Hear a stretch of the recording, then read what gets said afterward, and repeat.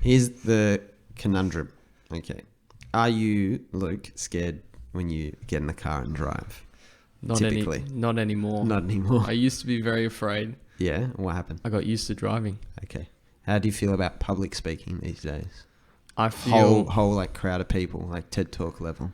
very scared. Very scared? Yeah. More scared than driving? Much. Yeah. Okay. This is interesting. I don't want to come back to that little comparison. That's how I normally used to start this off. I've been doing like this idea of the myth of failure for a while, and we talked a bit before around why it's really important. I want to start off where the fear of failure comes from. One, like why are we afraid of it? And two, why is it important for this first little bit? And then the plan is, and who knows, strong plans loosely held, to do this as a series of like 12 kind of YouTube videos / podcast episodes, unpacking one by one the ideas that have led me to the conclusion personally that failure is a myth, but everyone else will have to make up, including you, Luke, impressionable, fine young man, their own conclusion. Really, when we talk about things like, so the concept of failure itself, we'll talk about anti-fragility, which goes back to our good friend Mr. Taleb, and we'll talk about the idea of risk. I have very controversial opinions on the way most people look at and view risk. So that's the starting point. So why do you think for me there's an asymmetry to what you said? Driving is probably much more actually dangerous than public speaking. Yep. And it's actually funny you said that, because I had a car accident. I've had a car accident. Yeah. Nothing. I was fine, and the other driver was fine. But I was driving through a green light. Someone just came through the red and smacked me, right? But even after that experience, I was still, when I get in the car, it's not like, I'm still more afraid of public speaking. Yeah. And do you have any theories as to why the difference? I mean, a while ago, I would say I'm not 100% sure, but obviously speaking with you, I have more of an idea, and just knowing myself a little bit better. It's more I'm not familiar. I'm not accustomed to public speaking. There's something within me that's still, doing podcasting and stuff like that brings you a bit out of your shell, but there's something about being in a group of people, everyone looking at you. You can kind of feel that intensity, and you just get nervous. Yeah. It's fascinating. Okay. The familiarity point, right, you raised, that's something we'll go into quite a bit, I think. And that's funny. Take some of the why I think this is really important. When I talk about the conversation starts with the education system. If we talk about that, that's one of the themes that gets me up in a fit. The conversation soon leads to, there are only two obstacles that really stop people from doing most things they want, especially if they're, kind of Western, or some sort of semi-comfortable economically society. Awareness and fear. They're the two things that really hold you back. Because in a digital age where technology and scaled services and costs of doing things like setting up businesses, like new ways to recording podcasts, this wasn't around 20 years ago. This is almost not a thing to everyday people sitting here recording stuff that anyone can watch. And it'll be around forever, potentially. Our great grandkids might watch this and think, gosh, they were uninformed. It's just the what you can do is infinite now. Infinite. So what stops people from actually doing it? A lot of people are scared to record something like this and put it up there. But they want to. A lot of people are not aware that they themselves can do it, even though they see maybe someone like Luke, who's a muppet, and Joe, who's an even bigger punter, codger, as we like to say. Even they won't do it. And you can take anything. It might be something kind of careerish. It might be something like starting a business. It might be something like just saying something that needs to be said. It might be talking to girls, or it might be talking to guys. It might be going for a promotion. It might be going for a raise. It might be trying to hire someone. It might be an opportunity that you think's out of reach. This is everything. This is the failure, the fear of failure to me and the failure of awareness which is, I think, is maybe the only real failure, is a failure of awareness, which will be a conclusion, I think, at the end. This invisible wall is one of the biggest forces that just stops people from living properly. I can't state it any simpler than that. And that little example we've unpacked there, we'll take that into the next episode and talk about something we talked about podcast a long time ago called Astro the Dog, is such a powerful way to open this up. I mean, I was terrified.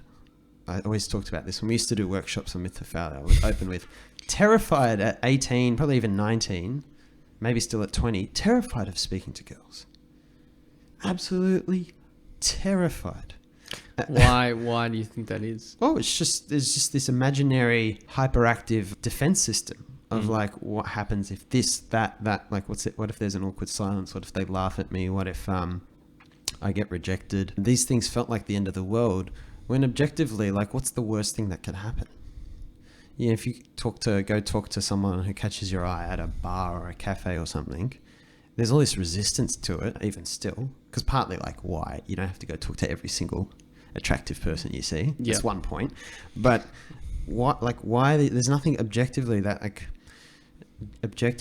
can actually go wrong? What pain can you actually endure? What calamity can you never come back from? But you just get this, your body has this response. And, you know, now it wasn't a problem. I was just at the snow. I was on chairlifts with, you know, strangers, because I was skiing on my own half the time. And, you know, saw this lady, and she talked about her kids went to a co-ed school. We went to an all-boys school. There weren't women around. You sometimes socialize with them outside, but I was nerdy. I was inside studying most of the time. So she's like, oh, you probably had real difficulty. I go, yeah, I did. Because they weren't familiar. They weren't in the environment. Yeah. In primary school, we had girls around. Wasn't scared of talking to girls. When I was younger. Yeah. Okay? Then it gets introduced later. And, well, what's objectively scary about... In fact, you have every incentive to, from, like, experiences, you know, procreating, marriage, you know, long-term relationships, all that exciting world that lies behind talking to someone you're interested in or whatever, is like a very relatable example. So there's every logical reason to go and overcome the fear. And the fear, it's like, does it even serve you? You're worried about failing. So here's where we're at. Here's the conundrum. There's this logic gap. Logically, there's no reason why you should be afraid of trying the business, starting the podcast, talking to someone, telling someone how you feel, starting a conversation, going for something left field, changing up a situation that's not working for you in life, work, whatever. There's a logical gap, right? And what people often do, they'll invent stories as to why that is a real concern, why they won't do something. So the podcast, they'll say, well, it might not work, right? I won't start a podcast because it might not work. Which is, you know, you listen to, I get these, they're very fun listening to these from young people sitting there thinking, that doesn't make sense, because what does it working mean? You're saying it won't be commercially viable. Is that even the reason to do it? You know, that person might not talk back to me. And then you think, well, why is that the end of the world? If you go talk to someone or you tell someone you're interested in them, they say they're not interested in you. Why is that the end of the world? Now you know. So there's this logic gap, and fear is 0% logical. 0% logical, really. Yeah. Oh, not 0%, but a lot of the social situations. When you look at black and white version of reality. So here's this problem. What's on the other side of this fear wall is that you have every reason to actually go and do it, but people sit on the other side, and they'll often invent stories as to why they're sitting there. And they'll often, Jim Carrey has this good quote, fear disguises practicality. It'll often be the answers why they won't do X is so they can do something more practical. I'm so suspicious of that word, because there's very little things that I see people doing that are actually practical. Well, it's off. If I've just observed myself, for example, if you come up with a rationalization, it's just to keep you from doing it. It's not the actual thing. Exactly. So people talk in rationalizations. Yes. Right? And that's why society's confusing. It's so hard to figure out what people actually want to do, because they have this mechanism of disguising it from themselves. So if that's not enough reason to dive into the myth of failure, because I'm going to argue and you're going to try and tease it out of me. It's your job on their behalf. And you're going to tease out if I'm actually making sense or not. And if I'm just off a rocker again, yet again, I'm going to argue that thing doesn't exist at all.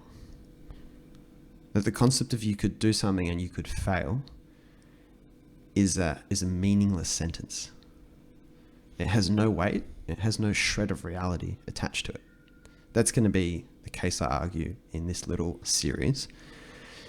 And the first thing I take away from what we've talked about so far is that you can't reasonably identify with this because there's no shred of reality attached to why someone like you would be more scared of speaking in public than driving a car where you can actually die.